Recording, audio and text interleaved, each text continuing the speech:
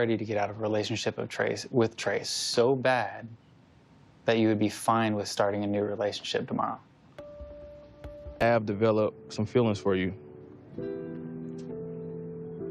I figured you could tell.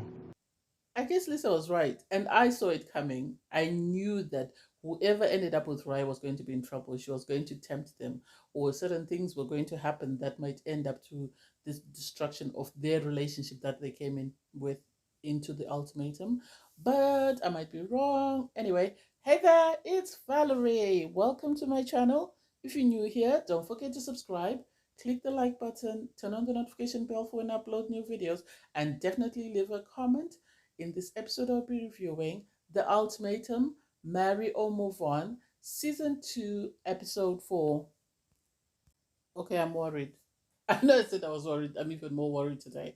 Because given the fact that James gave Trey sort of like a warning or like a heads up to say, please respect my relationship, it's surprising that he's sitting with Riah and they're talking about sex and about foreplay.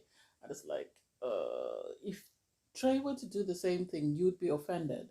But the idea that you're asking his partner about foreplay and you're sort of discussing the things that you would do, I don't think is a good idea. I think something must have happened because the last time we saw him, he was downstairs stressing out James. And then to suddenly find him in a room with Riah, sort of talking about sex and talking about foreplay didn't make sense to me, and the things that he would do to set the mood for his person didn't make sense to me. I think they're too vulnerable or they're too emotionally sort of battered to be discussing this topic. I can foresee the two of them having sex and latching into each other just because of the traumas that they've suffered. Because he then arranged a date in a pool where he had rose petals everywhere, he had wine, and he was saying, oh, I want to do something, romantic for her because she hasn't had anything romantic done for her. And it's like, no, that's not what Trey said. I remember Trey talking about he set up, on Valentine's, he laid flowers, he got a present, blah, blah, blah. And she complained that it wasn't the same as it was on TikTok. I personally think Riah, as I said before, doesn't like Trey in that sense. She might like him, but I don't think she's in love with him. And I think she is most likely going to have her head turned by somebody if they're not careful. And sadly for James, oh, he's like like a deer in headlights because whoever was going to be coupled up with Riah was always going to be in trouble. Whoever she was going to be coupled up with was always going to be in trouble because she looks like she's looking for her next person. And I wouldn't be surprised if she participates in physical intimacy with James. I wouldn't be surprised by that. So I don't know what will happen there because you then have Trey sitting down with Ryan. They're having a conversation and discussing their first week of marriage and how it's gone and how they feel they're doing in regards how they're settling into their new roles. And it seems everything has been smooth sailing. It seems more respectful than what James and Riah were doing. So I am very worried that I can see Trey and Ryan bonding emotionally, but then with Riah and James, I think it's going to be more physical than anything else. I don't think James is her type, unless she just likes the fact that they shared the same history. I don't know. We'll see how that plays out. And then you have a Roxanne and Alex. Oh, they're in their business meeting. They're talking about the fact that, how did work go? They're making their dinner and stuff. And it's just like, I can't wait for this train to go off the rails because I have a feeling it's going to be amazing when it does. It's going to be amazing. It's nice to see Antonio and Kat chat because they go on a date, a picnic, and they're sort of just having a conversation. And I find that I think Antonio really loves Roxanne, but I think he's sort of fearful of her accomplishments and how driven she is because he talks about a time in his life when he spent 6 years high. And it's like 6 years. Why? Because Roxanne was saying they've dated on and off, and so I don't know. He then brings up the fact that at times you feel like you're not good enough. You feel like you can never measure up because there are things you want to do, but you can't afford to do the things. And it's like, I think this is where they're sort of missing each other with Roxanne because Roxanne seems like she wants someone who's driven and who has resources available for whatever they want to do. Whereas Antonio is someone who comes across as, he's just taking it day by day and is just doing his best on the given day. So I get how he and Kat relate and how they have this sort of understanding or commonality in their sense that they see the world the same way. And so it makes it easy for him to open up to Kate and tell her all this stuff because Roxanne was complaining that he's very closed off. So I loved that for them. Do I see them becoming romantically involved in the sense that they might want to change partners? At this point, no. At this point, no. I don't know what will happen later.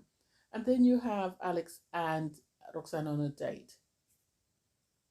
I always find their dates so very, not just formal, but so structured and so regimented in the sense that everything has to be done a certain way because they're used to being, the boss and they're used to running stuff. So I don't know. I'm still waiting for the moment when they sort of butt heads because they were talking about their views on marriage and what they look for in a partner. And it seems Alex has a lot of qualities that Roxanne likes. I think the qualities are he's hardworking, he's driven, and he's got income, disposable income at that. I think that's the thing that she likes the most about him. And him, I think he likes the fact that she's able to stand up to him because I think he's able to sort of railroad Kate. Whereas with Roxanne, he's sort of concerned and worried about what he says or what he does just in case he sets her off. So they then decide to go home and cuddle, and it's like, this is not the purpose of this experiment because this is bringing in something else that's going to make the whole situation very challenging if the two of you become emotionally invested and you're going to end up leaving your partners. And I don't think that's a good idea because the two of you, I can foresee you butting heads. But anyway, and then you have Ryan and Trey. They're having a conversation because apparently Trey took Ryan's car to be detailed, and she really appreciates that. And he says he did that because it was just a sign of appreciation that she is a very nice person and she deserves to get to have nice things done for her. And it's like, oh, that's romantic. So why is Riah saying that you've never done anything romantic for her? Make it make sense. Is she just saying that to try and get James to do something romantic for her, or is it genuine that you haven't done anything? I don't get that. I'm so confused by that. And so they're still sharing the same bed, which doesn't make sense given the fact that James was sleeping. I think I don't even know where he slept. His plan was to sleep in the living room, so I don't know whether that's where he slept or what's going on there. Roxanne has just confirmed my suspicion. So she goes to meet Alex's mom and dad, and now I see where the problem or the disconnect is with Antonio because they get there, the parents are very welcoming and they seem to love their son a lot. But they then go out into the garden, sit down for a chat, and they're sort of talking. And Roxanne keeps going, "Oh, Alex is making me see life in a different light. He's teaching me, making me become aware that I really do want to get married. And even though I'm an entrepreneur, that being married might actually be better for me. And, Alex is." And she kept going, Alex and Alex. I think her goal was to sing his praise. But the problem is, it came across like she was claiming her territory or marking her territory or saying that he is the guy that she wants to marry because they ended up asking her that, okay, from everything you've said, it sounds like the person that you came into the experiment with is totally different from Alex. And so we don't understand that. What do you see in that person? And she sort of stammered and stuttered and didn't say much. And then they asked Alex that, Alex, what sort of qualities are you looking for in a partner?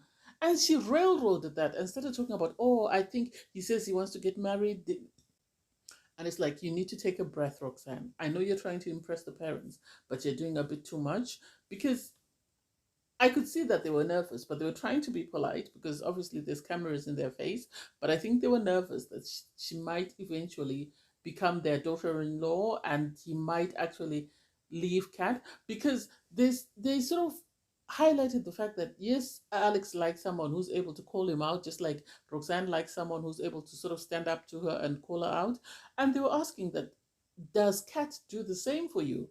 And they didn't even get an opportunity to talk because Roxanne immediately jumped in and it was like, oh my God, this is a train wreck. This is a train wreck. I don't know how it's going to play out. I don't know. I don't know whether she was just saying it just because she was trying to fill the conversation, or whether she was saying it because she's really keen on this man. And so I don't know how it will play out. I don't know how it will play out. We'll see.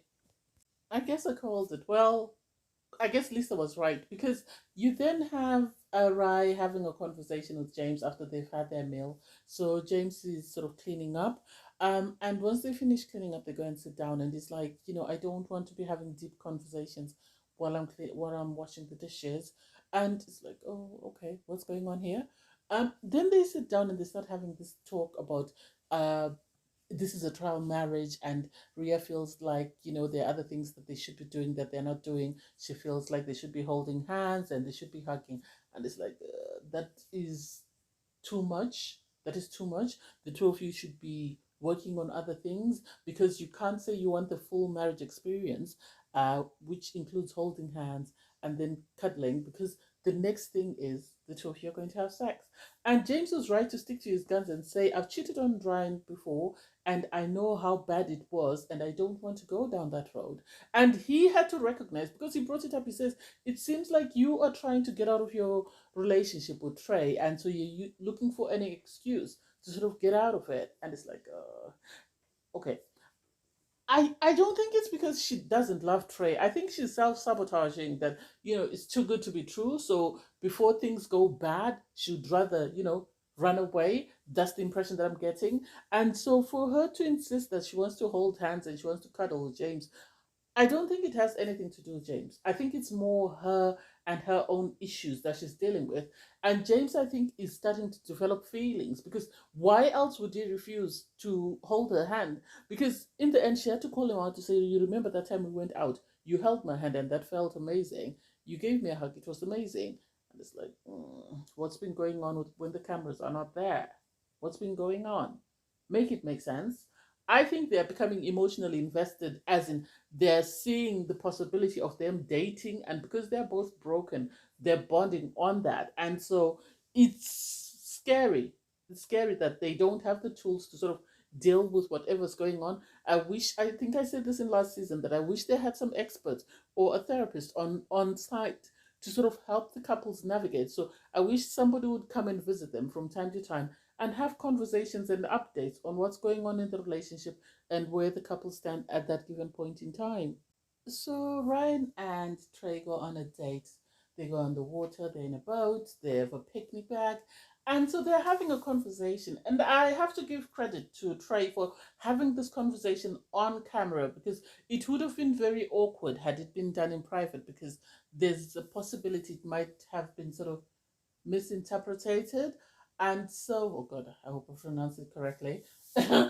So because he tells Ryan that he's developing feelings for her, and so he's trying to process what his feelings are. He is aware that he loves Ryan, but he's also developed these feelings for uh, Ryan. And for me, I think it's because with Ryan, they have sort of an emotional bond, which is different to the type of bond that James and Rye have. James and Rye, I think, are trauma bonding. And from that trauma, they're trying now to bond sexually, which is toxic.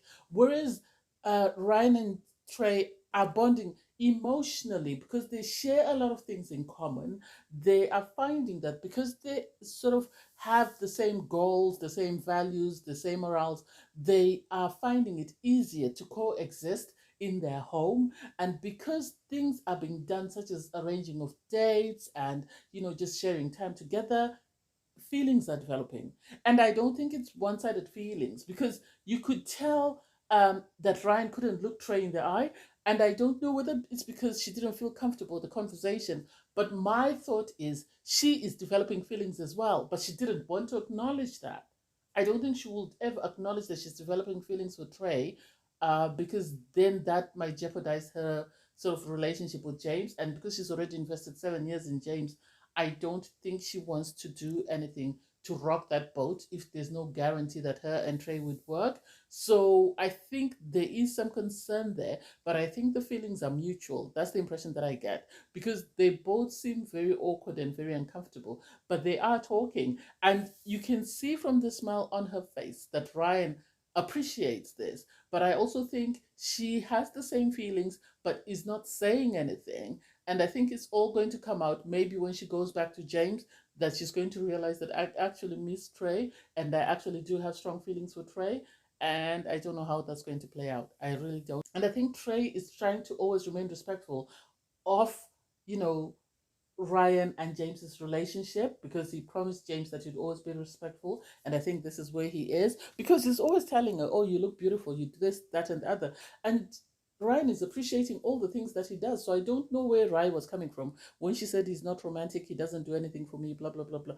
I think she was just trying to get attention from James. But I think Trey does a lot more than she made out. And I think Ryan is actually recognizing that and acknowledging that. And this is making him feel good. But anyway, I digress. Thanks, guys, for watching. Please don't forget to like, share, comment, and subscribe. See you in the next one. Bye, guys.